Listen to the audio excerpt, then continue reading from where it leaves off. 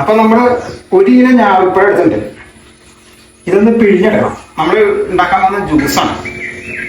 അതിൽ ഒരു 1 ലിറ്റർ പാലുണ്ട്, പഞ്ചസാര മധുരം ആവശ്യത്തിന്. നമ്മൾ 1 കിലോ ഞാവൽപ്പഴം എടുത്തിട്ടുണ്ട്. ഇത് ഈ പാത്രത്തിൽ ഒന്ന് പിഴിഞ്ഞ് അത് നീരെടുക്കുന്ന കുരു മാറ്റി കളയും. പിന്നെ 1 ലിറ്റർ പാലുണ്ട്, പിന്നെ മധുരം ആവശ്യത്തിന് എടുക്കും. നമ്മുടെ ആവശ്യത്തിന് മധുരം എടുക്കും. അപ്പൊ നമുക്ക് പറയാം പിഴിഞ്ഞാൽ.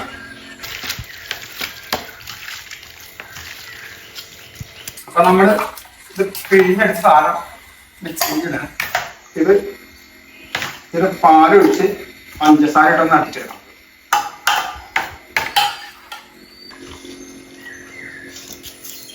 മധുരം ആവശ്യത്തിന് ഇടാം. മധുരം വേണം എന്തായാലും. ഇതിൻ്റെ ഒരു പുളി രസം അല്ലാണ്ട് മധുരം ശരിക്കും നമുക്ക് അടിച്ചെടുക്കാം.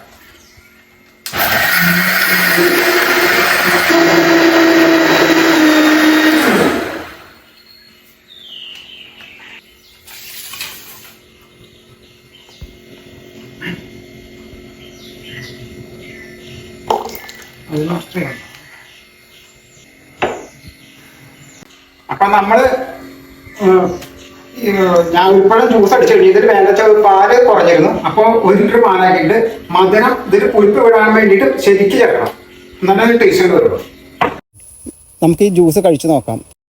ഈ പ്രകൃതി ഭംഗി എവിടെ കിട്ടും? എവിടെയും കിട്ടില്ല.